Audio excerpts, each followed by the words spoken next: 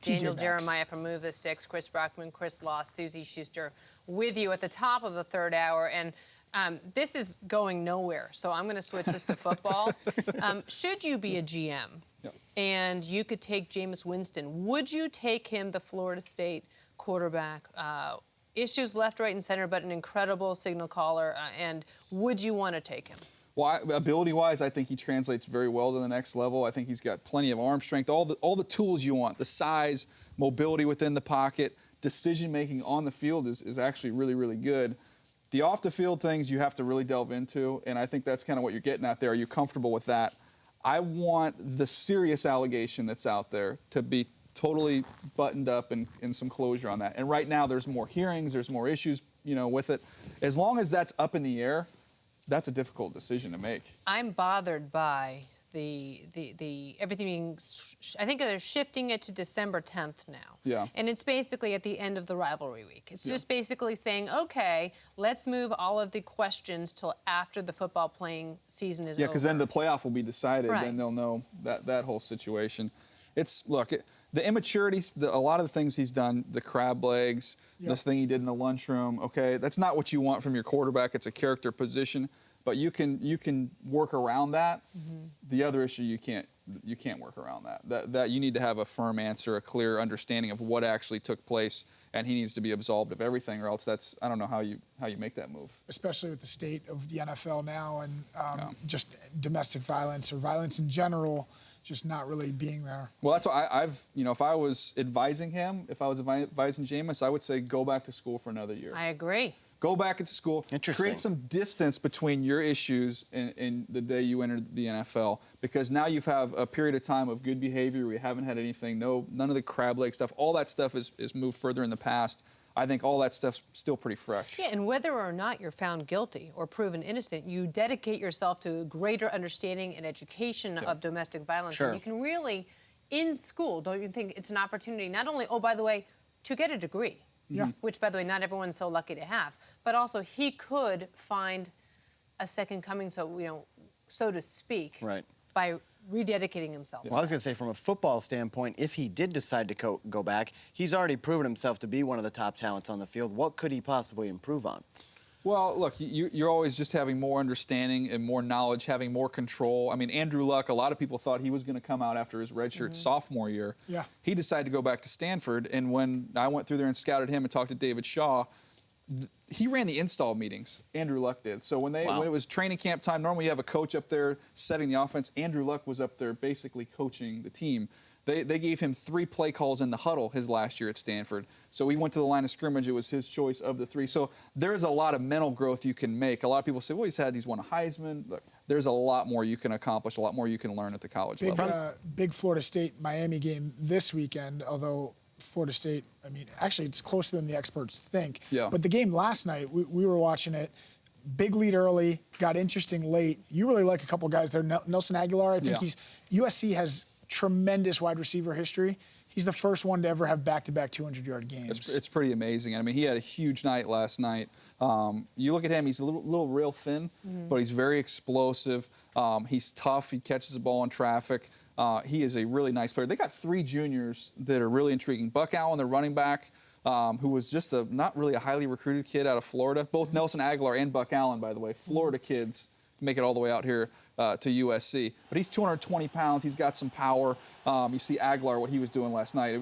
He caught, I don't know, it was ridiculous. There it says 16 catches, and he had a couple other close ones. He could have had close to 20 catches last night. But him and Buck Allen, and then on the defensive side of the ball, Leonard Williams is the best player on their football team. He might be the best player in the entire country, their defensive lineman. What about Cody Kessler? I like him. I think he's a really good college player. I think he's a good decision maker. I don't think he has elite skills, in terms of translating him to the next level. Doesn't have a huge arm, doesn't have elite size. He's mobile, but he's not a great athlete. I think he'd definitely be served to come back to SC for another year. And the playoff rankings are out and updated each and every week. We saw a couple teams get leapfrogged. Oregon leapfrogged Florida State. Alabama is in the 5th slot. You have 1 versus 5 this weekend in Mississippi State, kind of a big thing dictating how that'll all shuffle out. How do you see this all playing out when it's all said and done? Are there 4 teams you think are going to make it in, or is it too early? Well, we've got Mississippi State and Alabama, right, this week, so that's basically a playoff Is the game. loser out? If Mississippi State loses? Mississippi State could be okay. Okay. If they lose, they turn around and beat Ole Miss in the Egg Bowl. They then wouldn't even have to play in the SEC championship game. They might need Alabama to lose in that situation in the SEC title game.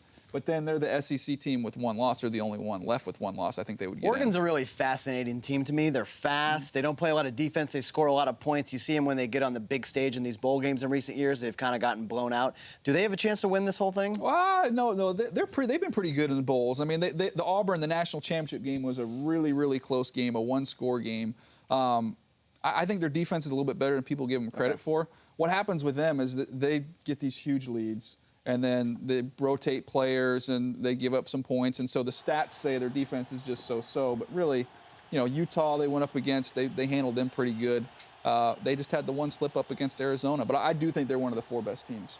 Daniel Jeremiah joins us now in the Rich Eisen Show. I am Susie Schuster, Chris Law, Chris Brockman as well. The last time you were on, we were talking Rams. Yeah. We were talking Austin Davis. We were talking about his maturation, to use your favorite word, Chris Law, maturation. Yes, I've dropped it a few Which is a times big today. word for a guy from Penn State. He should put that on his dating profile, though. Brockman should put that on it. Maturation. It'll make you sound more like official and For those listening, intelligent. Brockman's head has just gone down. Yeah. I don't have one. It's all right. I don't. Girls think you're cute. It's okay. just make sure you spell it correctly. Thanks. Microphones don't work well when you yell. Yeah, by the way, into sorry. by the way, I punctured my eardrum at a Christmas Eve Hawaii Bowl on ESPN like 50 years ago, so thanks for that. So anyway, back to everybody listening on the Rich Eisen Show. Sean Hill. So now he's in. Like, what's happening in St. Louis? Well, Austin Davis, had a couple good games early on, and people got excited about him. And now we've seen him kind of come back to norm a little bit, to real life. He's holding the ball, and that's going to be an issue. They've had some changes up front on their offensive line in St. Louis. He's got to process quicker, got to get the ball out quicker. I think that's where you give a little bit of an advantage to Sean Hill, who's got more experience, and that'll be his challenge. So, DJ, your podcast this week on Move the Sticks, you listed your top 5 NFL tight ends. Number 1 on that list was Rob Gronkowski, who held up a photo that Susie's Oh, you're not going to believe this. son- This is like the end all be all. What do we got? I don't know if we have the photo or we have your rankings. I think we have both. But her oldest son, Xander, wrote a letter to Rob Hand wrote Gronkowski. it Really? to Rob Gronkowski, Okay. to Julian Edelman, and to Tom Brady, Okay. which is, of course, the mother lode. Stacey James being the great guy that he is. Stacey James is the PR. He is for the those PR that don't know, guy. he's the For those PR of you at guy, home, Patriots. he holds wow. the key to all things Patriots. There's Rob Gronkowski holding a broken sugar cookie that my sons made, Xander and Cooper. And look at Gronk's face. I just That's called him great. Gronk, which is a nickname, which is a pet peeve of mine, but more on that later. And look at Julian Edelman, who my son Cooper, the 3-year-old, absolutely loves. Julian good one to Edelman. love. Now, Stacey James of the Patriots said that Tom Brady had left the building before the cookies arrived. I can only hope that Pat the Patriot survived. Because I did bubble wrap these cookies, but Daniel, how cool for kids That's to pretty get cool. a letter that they wrote to their dream athlete. Who was your dream athlete when you were a kid? Oh, Troy Aikman was my favorite Oh, player. nice. Oh I yeah, didn't know that. I love Troy Aikman. My 2 favorite players growing up, I wore 17 for Charlie Ward, who I love Charlie Ward with Florida State. yeah. Yep. And then my senior year, I actually changed my number to 8 because they finally had some single digits that opened up, and so I was like, okay, I love Troy Aikman, so that was my guy. So on that list of tight ends, you have Gronk number 1. I think at Yeah. the beginning of the year, most people probably would have Jimmy Graham on that list. How did you come to that? Obviously he's having a great season, but you have Julius Thomas 3rd, and he leads the NFL in tight ends. Well, look, Gronk is just a In different. touchdowns, Yeah, he's different. He's different than everybody else. I love Julius Thomas. I think he's a great player. A lot of his success, though, comes from them scheming things up for him. He's fast. They get him in open space. He makes plays. Gronk, you can have 3 guys draped all over him. It doesn't amazing. matter. He's a physical freak. And then let's take into account the blocking aspect of it. It's not close with Gronk, with everybody else on that list. So to He's me, like Paul Bunyan. He's a freak. He's like He's Paul a freak of Bunyan. nature. And, people forget about his back issue he had coming into the draft. If he had passed everybody's physical, he would have been a top 10 pick as a tight end, which we don't see very often. Do you want to, quickly before we get to break, you had a fantasy trade I did. this I had a week, and huge wanna get- fantasy trade in my fantasy league this week. Okay. I gave up Des Bryant to get Matthew Stafford, Julius Thomas, and John Brown. Does he get to keeper league? It's a keeper league, so Des Bryant gets kept for the next 2 years. I can keep Julius Thomas 1 year and Stafford for 2. I like that because Julius Thomas is he's a stat stuffer. And you look at the depth of the tight end position, we kind of have those 6 or 7 elite tight ends. I love Dez. He's another freak show. I do too. I hated to give him But up. the receivers are a dime a dozen. They're everywhere. So I think you're okay And there. a lot I'd of rather it- have an elite tight end, and then you can. And a lot of it kind find of a hinged receiver. on Tony Romo's health, and I was looking at Stafford's schedule was kind of favorable down the stretch. And I like, going from fantasy back to real life, Detroit against Arizona this week. I like Detroit in that game. I think Detroit, when you look at how they're built, playoff success, be able to rush the passer, and then have a quarterback that can elevate and play at a high level for 3 or 4 week period. Man, that's a scary Is that team. your pick for game of the week? Going back to the poll question. Oh, is that the poll question? That's the poll question this week. You guys were kind of talking Nice over me. segue. Kansas City, Seattle, Philly, Detroit, Philly, Green Bay, Detroit, Arizona, and New England, Indy. Wow, yeah, that's a long poll question you've got there, Brockman. Wow. Take up When we more were talking airtime, fantasy Brockman. there, Good when Lord. we were talking Walk fantasy off. there, Susie. I'm gonna walk off. Do you hate it? Because I know Rich is really into 2 leagues, or are you okay with fantasy and do you like it? Fantasy's ridiculous. Real life is crazy enough. I don't do fantasy, I don't do rotisserie, and I don't watch reality TV.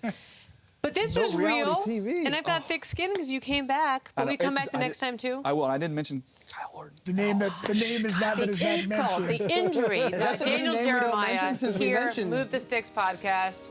Watch it, listen to it. Coldplay. Are we getting up? We're getting Oh, up. Mike Del Tufo. The Rich Eisen Show, weekdays at noon Eastern. On Audience.